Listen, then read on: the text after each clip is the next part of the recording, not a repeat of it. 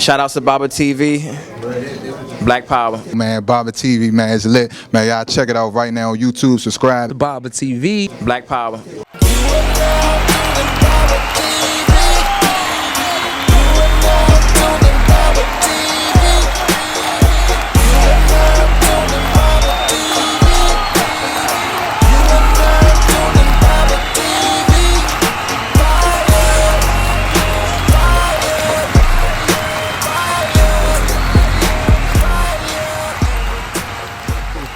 This is Saber brother Reggie A. Mabry, and I want to give today a review of the elements of the Narmer palette.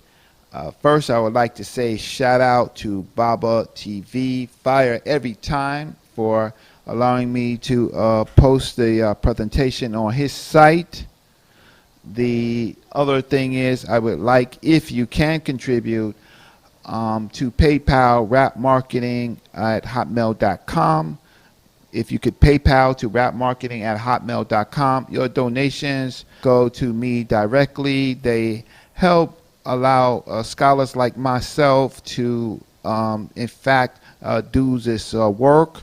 Oftentimes, we do this work, we do it for the people, but your donations fill a void that some of us, we don't complain about, because we're going to do the work nevertheless, and we have been doing the work for virtually no pay or no donations for many years, but your donations actually fill a void. And when you go and contribute to us scholars directly, it helps encourage us and helps us to contribute and to give you more information. So please, PayPal to rapmarketing@hotmail.com.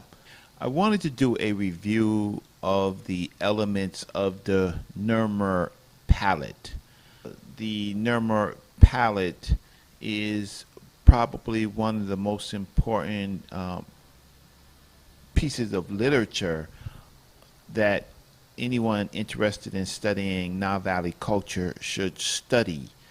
It is the palette that I will later describe as the unification symbol of ancient Egypt or ancient Kemet coming together, and it would be on the short list of things that anyone interested in the subject would study. It's also important because it leans both ways. It leans to the later dynasties, and it also leans to the earlier or archaic or more ancient cultures of the Nile Valley. So though some people see it as the first piece of literature, it's pretty much a compass to the earlier and the later aspects of ancient Kemet. So it's an essential study. So let's get started. Before I begin this presentation, I want to give thanks to Dr. Riquetti Amen, who first taught me and many others the Nature over 30 years ago. It is important for us to always thank her, for it was her that gave thousands of us the tools in which to see this great culture for ourselves. I want to also thank Dr. Yosef Ben Joe Cannon and Dr. John Henry Clark, who are our ancestors, who taught me how to study Kemet in Africa. To my mentors, Dr. Leonard Jeffries Jr. and Professor James Small, who first introduced me to the study of Africa and our responsibility with the information. To the Asar, Dr. Jacob Carruthers, who was our leader in research methods pertaining to Kemet and intellectual warfare. To all those who attended the First World Alliance and ASCAC. I'm doing this presentation to hopefully answer some questions that Baba Hebrew Samaj Sepatah, and for all others who seek to understand Kemet and truly understand Ma'at. Though there are many approaches to the study of Kemet, including spiritual and scientific, or both, for African people, we can make our points, defend them, and still be family. As Brother Jabari would say, it is the Tamhu that has been our enemy. So a little background, Heru Samaj Sheikh Patah called me and had some questions about the Narmer palette, and we had a very good conversation. We've known each other for at least 30 years, and my fight against religion is not against him. It is to guard against those who do not know, to those who seek to use Kemet for their personal ego, and to those who want to believe and not to research and to know. So my fight against religion is to the ignorant. It is not against any particular person. It is against belief without wanting to seek to know. Now, for this presentation, I'll use my knowledge of Kemet to investigate some sources. I will use the work of Douglas A. White, PhD, called An Esoterical Interpretation of the Narmer Palette and the Narmer Macehead, a paper by Egypt-Grammar at Rutgers, and several sources that I will mention in line. It is important for the African-centered community and its intellectual warfare to know what European scholars know, as well as to add our own interpretations based on our own research and study. Our communities do not own the primaries and are often not afforded the education that has been withheld from us. Without this, we often participate in lazy scholarship, often making up things that we do not know that has already been covered in by well-financed educational systems. This, however, as Dr. George G.M. James has taught us, is our stolen legacy that we must reclaim. A brief history. The Narmer palette, also known as the Great Hierakonpolis palette, or the Palette of Narmer, or the Great Palette of Nekhem, is a significant Egyptian Kemetic archaeological find dating from the 31st century BC. It contains some of the earliest hieroglyphic inscriptions ever found. The tablets thought by some to depict the unification of Upper and Lower Egypt, or Kemet as we call it, under the king Narmer. On one side of the king is depicted with the bull-bed white crown of Upper Southern Egypt, and the other side depicts the king wearing the red crown of Lower Northern Egypt, along with the scorpion mace head and the Narmer mace heads also found in the main deposit of Nekhem. The Narmer palette provides one of the earliest depictions of an Egyptian king, or for us, a Nasut Biti. The palette shows many of the classic conventions of ancient Egyptian Kemetic art, which must already have been formalized by the time of the palette's creation. The Egyptologist Bob Breer has referred to the Narmer palette as the first historical document in the world. So it is, as I have said, that the Narmer palette is like a compass. It points to the current time, place, it points to the future, and it points to the past. So it is an essential study for us. The Narmer palette is a 63 centimeter tall, 2 feet shield-shaped ceremonial palette carved from a single piece of flat, soft, dark gray-green siltstone. The stone has been wrongly identified in the past as being slate or schist. Slate is layered and prone to flaking, and schist is a metamorphic rock containing large randomly distributed mineral grains.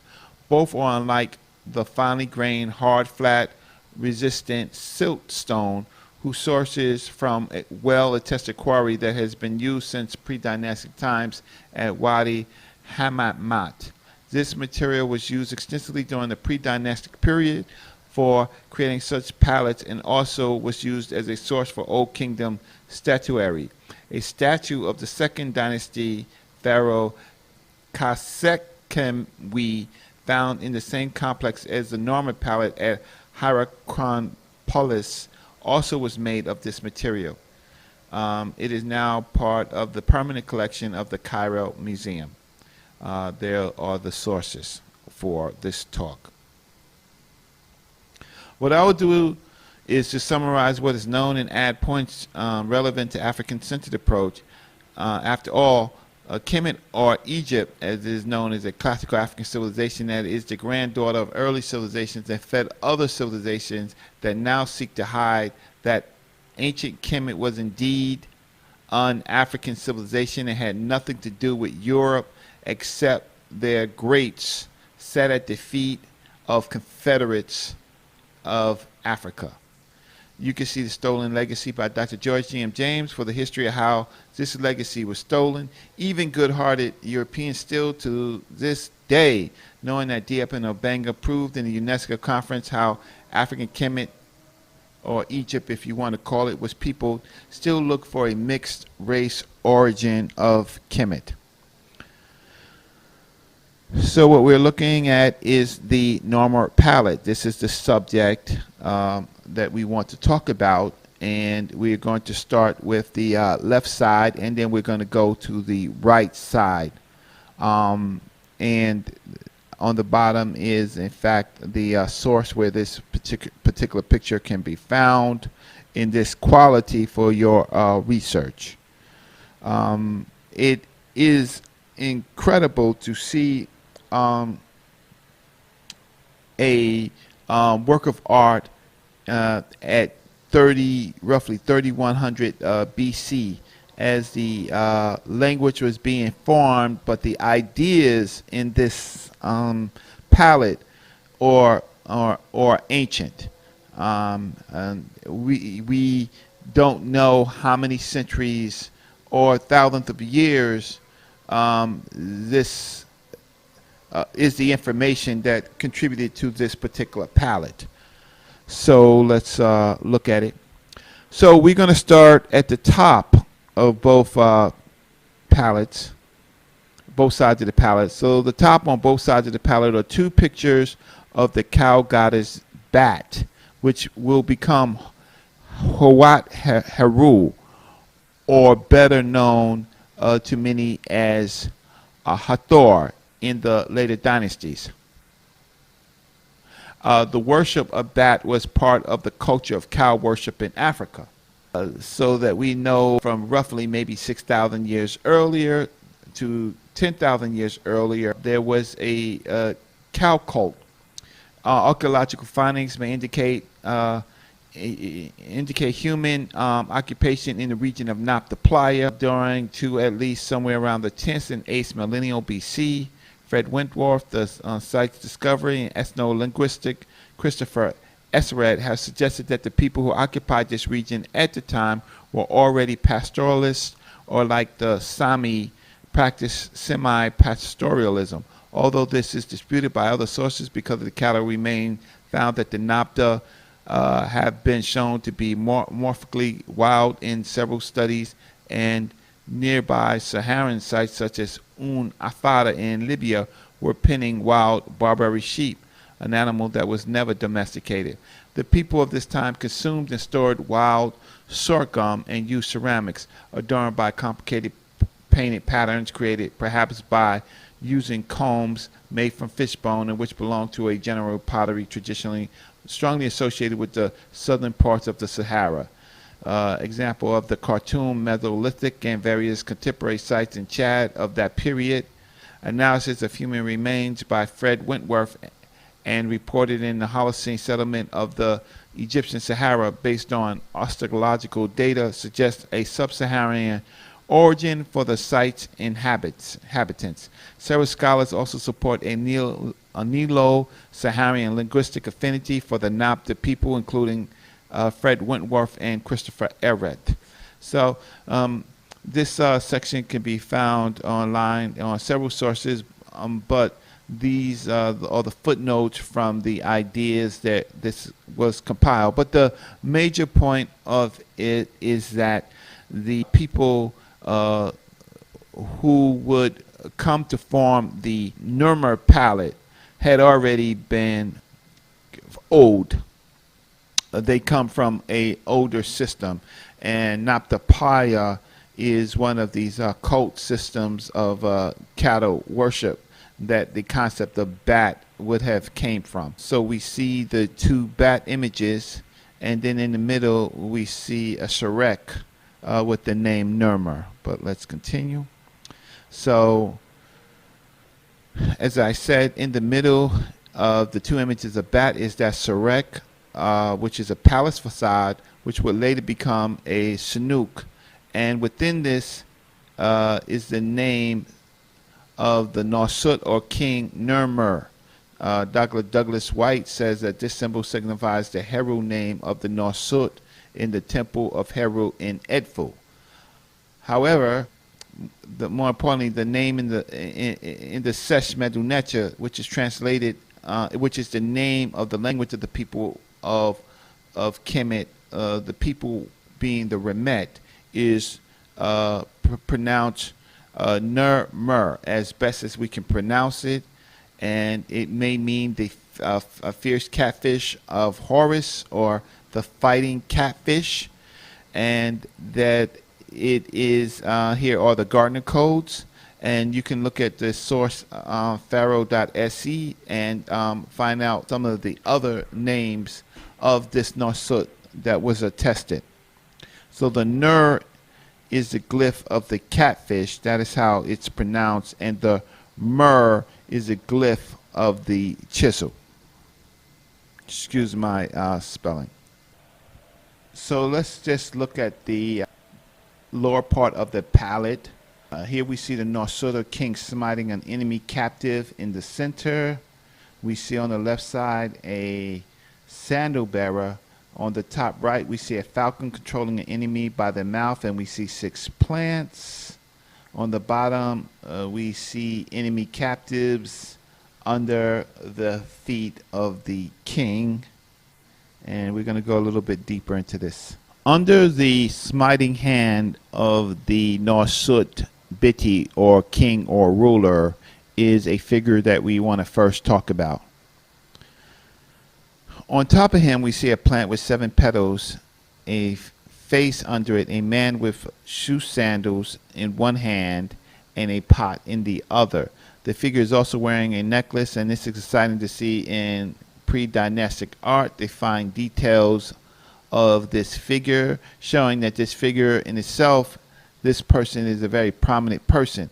Now, the 7-petal flower in the face are glyphs to a title that most people believe of this man rather than just a name.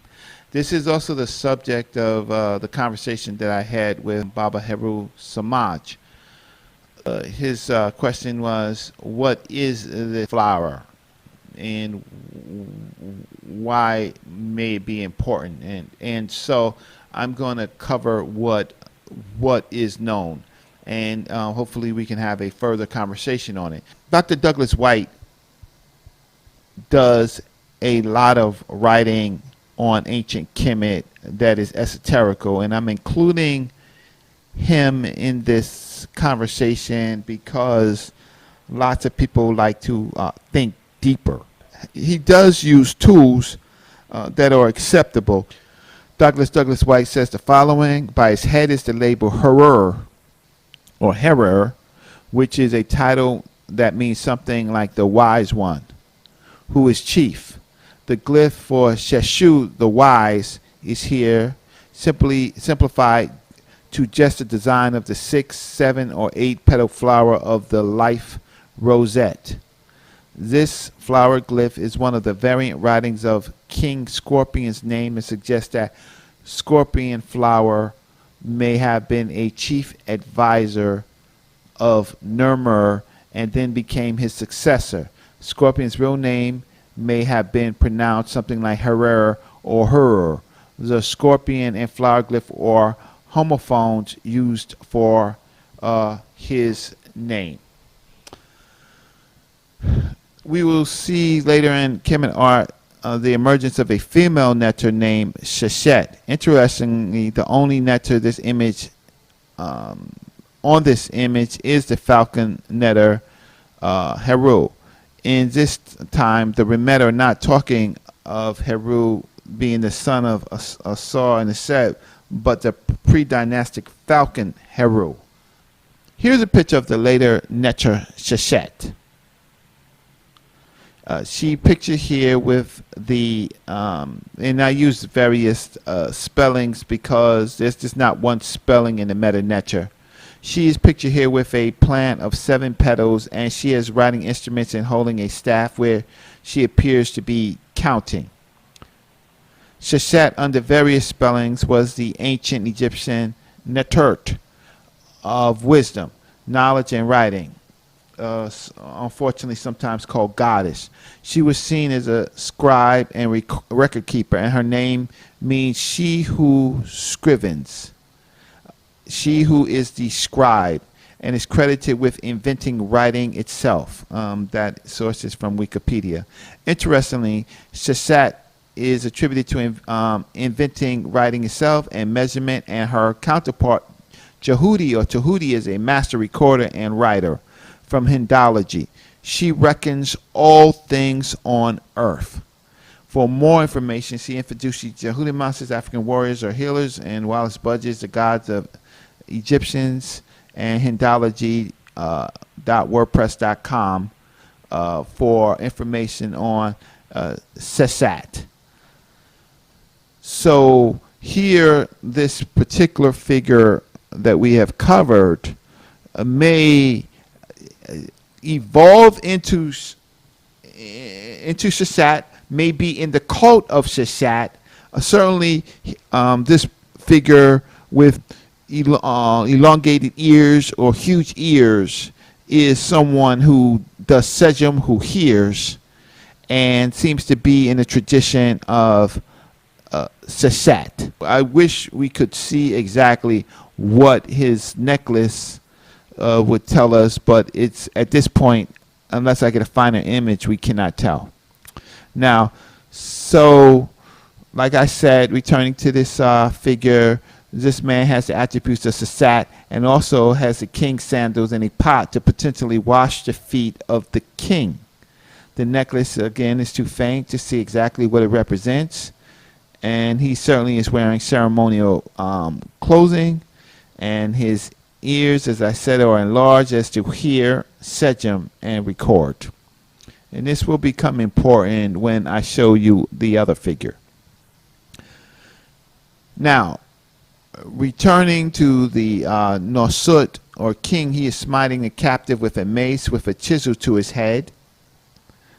And that is very fine, and you can make that out, that there is a chisel in the man's head and he is being smitten.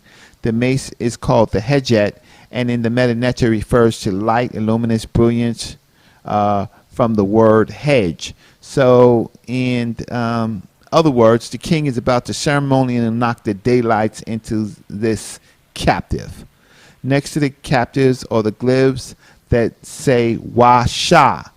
Now, Washa could have several meanings, such as so one of the lake or water, but probably Washa may be the providence where the captive comes from, called the first lake, or he is the chief or the sole one of the delta. And above that is another figure that we'll talk about.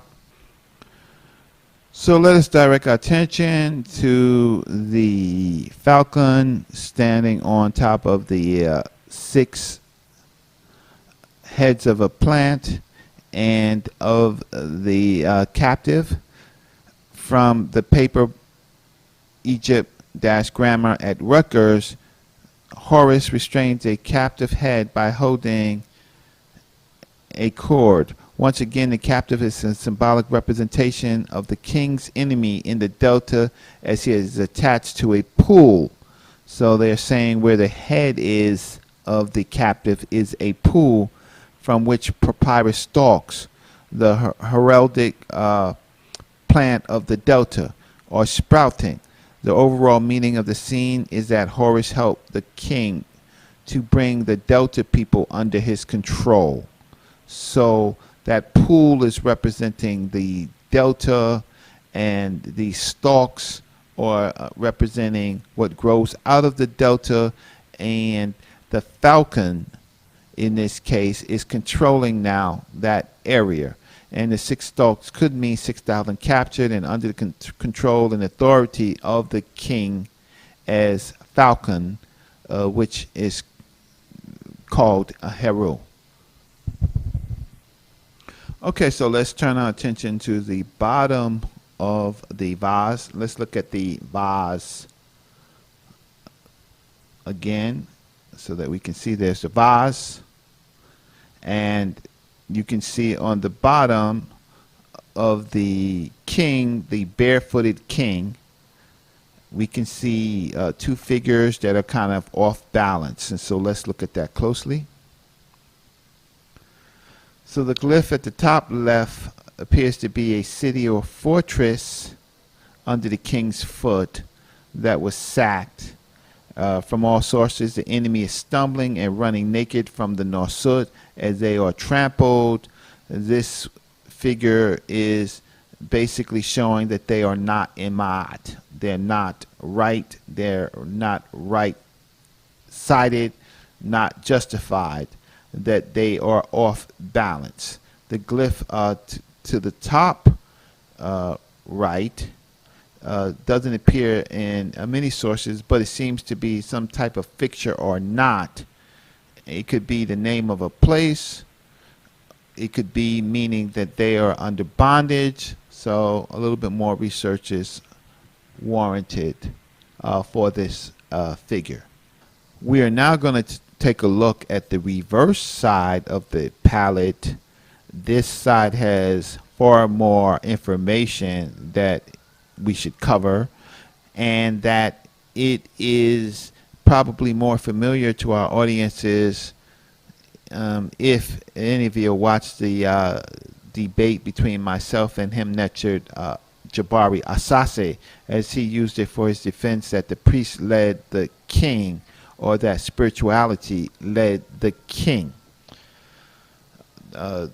This was out of a debate that we had, purely looking at the thinking of ancient Egyptian culture.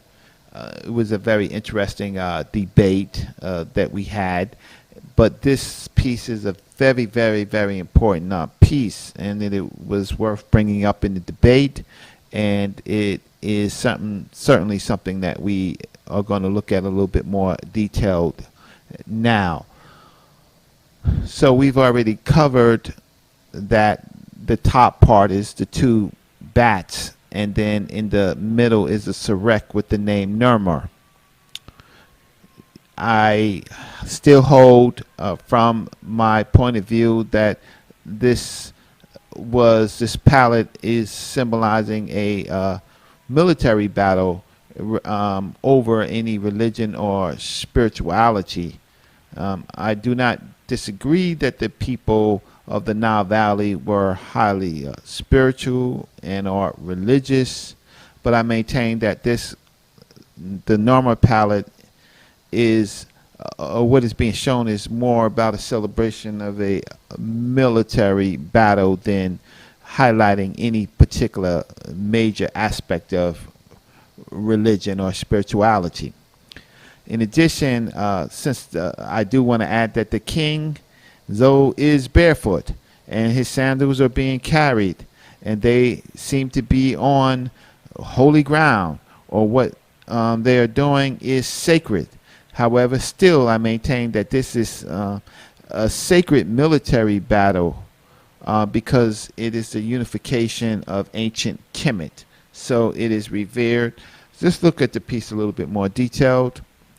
So we're going to move to under the 2 bats, Neter bats and the Sarek, and we're going to look at the procession. So the first element to explore is inside the block on the left side. That could be a banner or a flag in where they actually were, and all sources seem to agree that this is Gardner symbol T25, which is basically could be a scepter, a throne, some type of pendant, some type of something connected to royal regalia. Nevertheless, it seemed to be a symbol, Deba, which could have been the name of an important place in the palace, or the name of a particular place that was very important to the king and to the people of this time period in ancient Kemet. Now, so you see the symbol to the lower left inside the block, and then you see the sandal bearer again with the seven-pointed flower, which he seems to be following the Nosut again. He seems to be the wise one. And so we don't want to over speculate, but they seem to be coming out of this building or this place called Deba.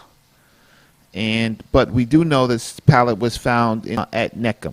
So here we see in front of the Nosut, we see a beautiful and well-crafted glyph of the Nosut Narmer name in the Gardner codes K24 and U23.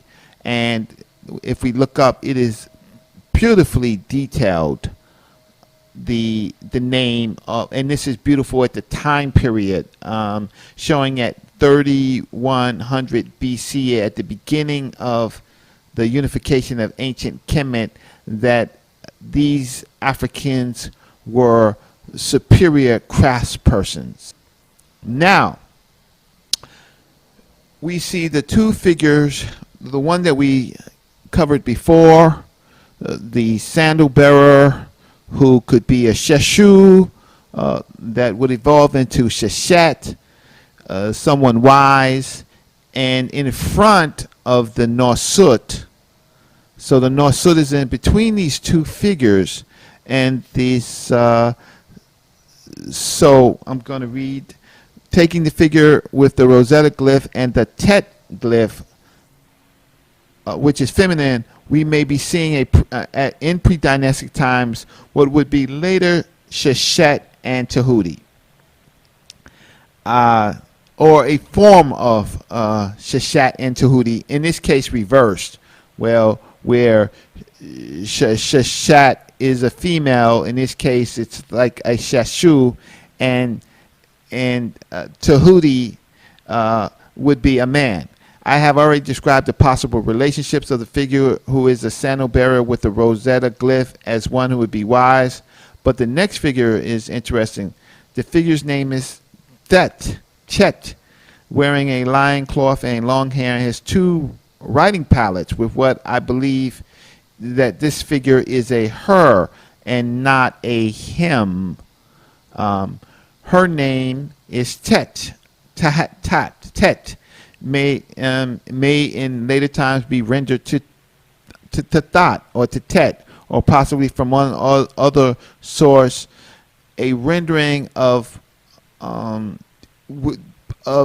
Tati, which would be Pati later, or visor. I'm not going that direction because she also has two huge ears, and these figures are netter. These figures are not netters. These are humans, and they are in service of the king, and that she is carrying. Let's just see. She is carrying two palettes, as if these are writing palettes, like Tahuti, like Thought. So taking together, this seems to be like Sheshet and Tahuti. So, but it is crystal clear that that she is very, very important, having a lion cloth robe, long hair, long locks, beautiful long locks, and two writing palettes. So I am speculating that these symbols could emerge in later times to Sheshet and Tahuti. but that is just speculation. But anyway, I think I am pretty close as to what their meanings are, that these are not just names, but these are in fact titles. Now, the four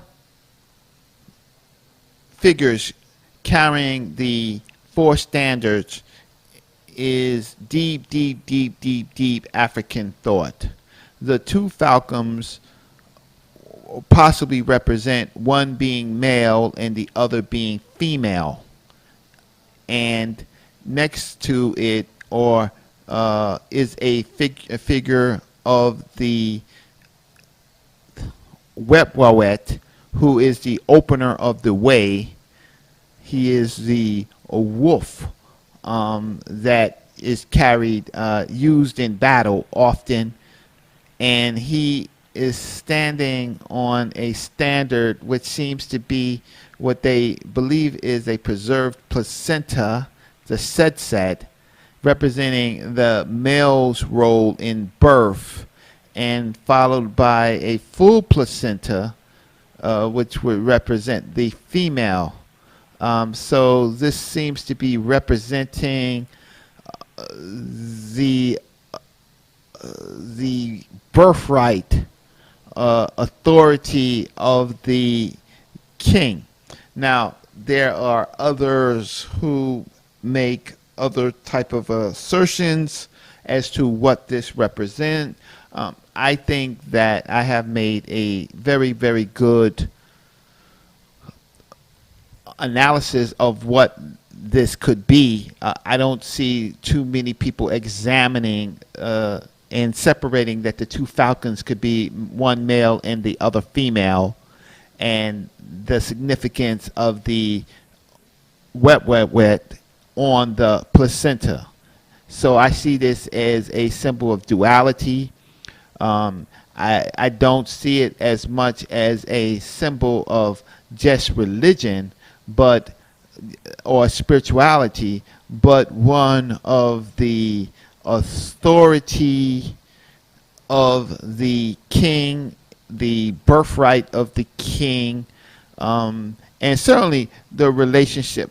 Certainly there are the other relationships, but I don't think that this symbol is over spiritualized or over religious. I don't see it as that. I do see the connotations, but I am also trying to point out that this seems to me having something to do with the king's birthright. So we have covered the Deba symbol, the sandal bearer, the figure whose name is Tet, the king, his name Narmer. We've the four standards, and so now we're at the far right, where we are looking at the falcon again, and then we're looking at the barge, and then we're looking at some figures of some severed heads. So let's take a look at that. Okay, so from the Rutgers article, the procession is heading toward two rows of decapitated and bound enemies with their genitals placed on their heads, with the exception of one, a scene suggesting a victory celebration. Kohler asserted that some of the defeated enemies have distinctive features of Asiatics. The bark with high prow and stern hovering above the dead is more difficult to interpret. According to one theory, the procession is going toward a Horus gate.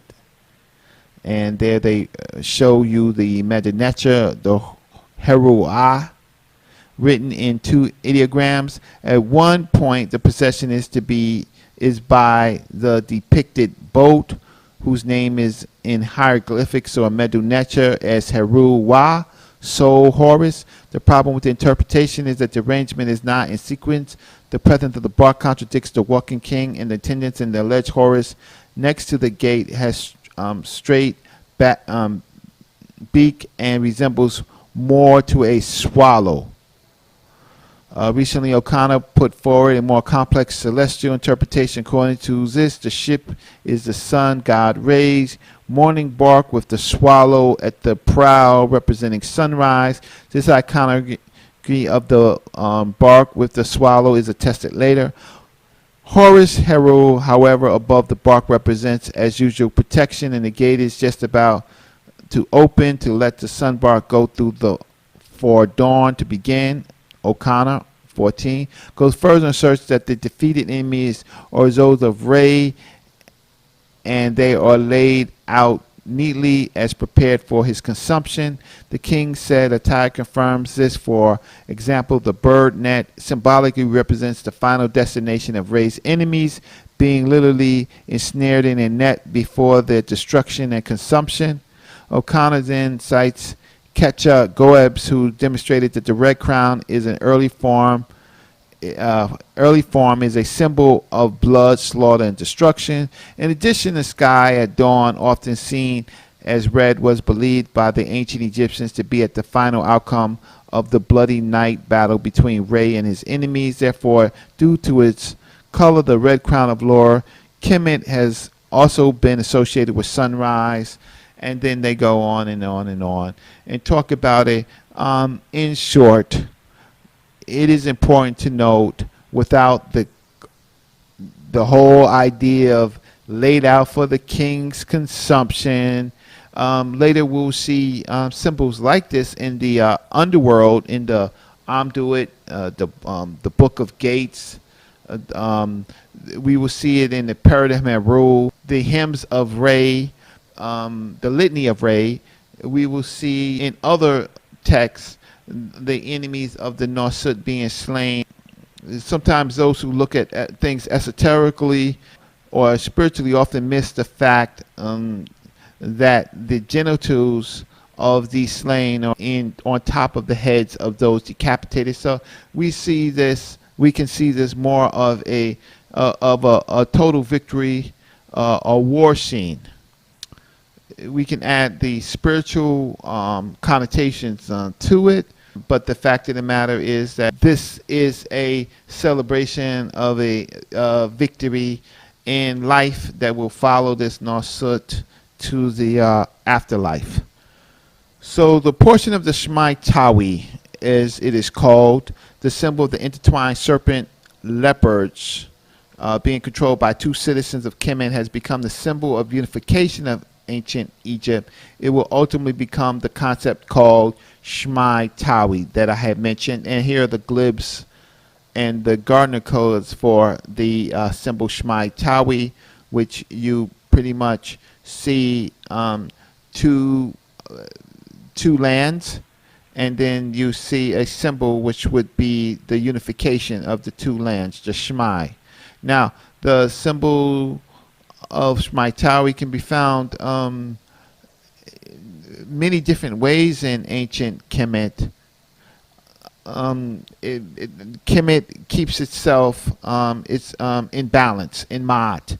And so you see symbols that are dual pairs connecting to each other. And so I'm going to, on the bottom, or just some of the later symbols that you will see of Shmaitawi. So the first one you will see Horus and Set, and they are with ropes. Horus and Set are the opposites. They fought for the kingdom in the mythology, and here they are being unified, and they this is one of the symbols of Shmaitawi that you will find. Another of the symbol is again two other figures seemingly like twins, and that they are being pulling the ropes together. You might see figures like Happy, which are the Nile River, which is called Happy, and you may see two twins pulling together a rope in that scene, unifying ancient Kemet. This symbol, the third symbol, is a symbol that we often see is symbols of plants connecting, but sometimes we see symbols that look like the heart and the lungs, the two lungs. And then this symbol is what I believe also is a Smiting type picture, where you see Akhenaten and his wife and their children, and then you see Aten, the son netter or principal, unifying their kingdom together as they sit with their family. So the Smiting symbol we can find in different forms over different periods of time, meaning the unification of ancient Kemet. The bottom register, I'm going to use the Rutgers article. The bottom register once again shows the king as the strong bull, the Karnak, with lower head. This and the associated Karnak, strong, mighty bull, is a typical later epithet of the king. The bull smashes through the gate of the fortification, and you see that opening, and tramples over a prostrated dead enemy who is out of balance, out of ma'at. This iconography portraying Narmer as a ferocious animal reflects back to late pre-dynastic period, in contrast with the smiting of the enemy pose in the reverse face characteristics to later times. Now, in my debate and some of my talks, and I have a great talk that I was hoping that people would come out to, where I showed how the ancient Egyptian Amun-Ra priests destroyed Shmaitawi by partnering with the foreign rulers over a long period of time. So there were several foreign rulers that came into Kemet, the Libyans, the Persians, the other groups that were controlled by outside, maybe as far as Babylon and Assyria, those that the Nasut Bidi Pianki fought against and Taharka fought against, that these those controlling ancient Egypt at the time may have been vassals for another empire outside of ancient Kemet. But and then we have, of course, you know, the Persians, the Greeks, and the Romans. And in every formation of invaders, you have the priest. Not all the priests, but you have a group of priests who give the authority of ancient Kemet to these rulers. And this prominently began with the Nasut Ramesses, being Ramses the 11th, his kingdom being divided by Herihor, the Amun-Ra priest, who became a priest king, and they destroyed Shmaitawi, and then that opened up Kemet for destruction, because the sovereign wasn't the focal point of ancient Kemet anymore. The religion was. Nevertheless, we will continue to have discussions about this, but I believe that the facts are on my side. So in closing, I want to include a reference to a 17-page PDF of bibliography listings by Stan Hendricks of the Narmer Palette. So this is the first page. You can find it here in this link. I also want you to take a look at this slide share that will give some information on the Narmer Palette. And so further research has to be done. I just wanted to tease out some of the important parts of the palette. There is other work in this area to be done to look at the scorpion, the so-called Scorpion King mace head, which is a very important part. There is certainly the vases, the art on the vases of this period, which is important, and then certainly the later kings, Aha, Dejur, Dejet, and others that where we can gather some more information and to certainly study Nechem, to study P and Dep, to study the Noctoplaya, and the cattle culture, and certainly it's worth reading the UNESCO symposium that Dr. Shekanta Diop and Dr. Theophilo Benga argued to completely understand the peopling of the Nile Valley region. It's certainly important to understand or to look for a Bantu connection, a connection to other parts of Africa, and even a connection to early